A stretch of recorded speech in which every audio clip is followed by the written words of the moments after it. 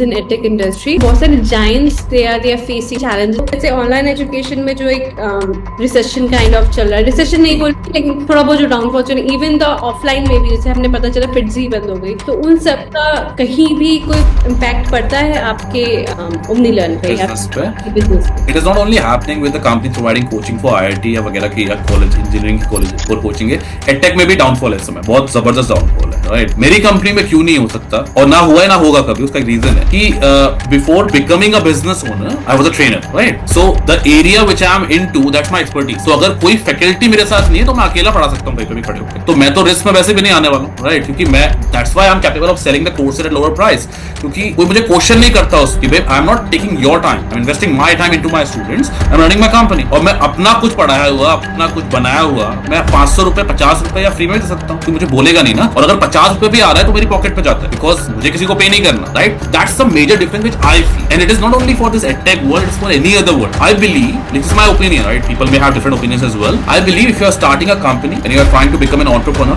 you should take that particular field जिसका expertise आपके पास है. उससे आपकी dependencies बहुत कम हो जाती है, क्योंकि जहां आप डिपेंड होना स्टार्ट कर दोगे ना दूसरे पे, वहां पे फिर आप बाउंड हो जाओगे उसको अपना रेवेन्यू शेयर करने के लिए, राइट? और that's how the companies get into the losses, क्योंकि अभी इतने सारे एम्प्लॉइज हैं जिन पे डिपेंडेंट है, उसमें से कोई भी छोड़ रहा है या नहीं कर रहा तो कंपनी के रेवेन्यू पे इंपैक्ट होता है, बिजनेस पे इंपैक्ट होता है. अगर मैं एक्सपर्टीज तो I know in and out everything, it won't impact me. So companies are facing this downfall today. It has nothing to do with online offline, nothing. It's all about how well you are understanding your business and how well you are understanding your clients. सिर्फ पैसा कमाने के लिए आप client को कुछ भी दे दोगे तो वो वन टाइम पैसा होता है, सेकंड टाइम रिपीटेड क्लाइंट्स नहीं आते उस, राइट? और कि आप कुछ भी बेच दो, लीगल भी बेच दो और आप कम्युनिकेशन भी बेच दो, एक्सेल भी बेच रहे हो, सब बेच रहे हो, फैकल्टी आपके पास है नहीं, तो आप किसी को भी उठा के कॉलेज में आप पढ़ा दो. अभी जो होल कॉन्सेप्ट है ना लीन का या प्रोजेक्ट मैनेजमेंट का, उसमें एक आइडिया होता है स्टेक होल्डर एंगेजमेंट का. अब वो क्या होता है कि आपका जो स्टेक होल्डर है, जो क्लाइंट है, उसको आपको हर पॉइंट पे उसकी रिक्वायरमेंट अंडरस्टैंड करके उसको डिलीवर करना, right? Business, my opinion again,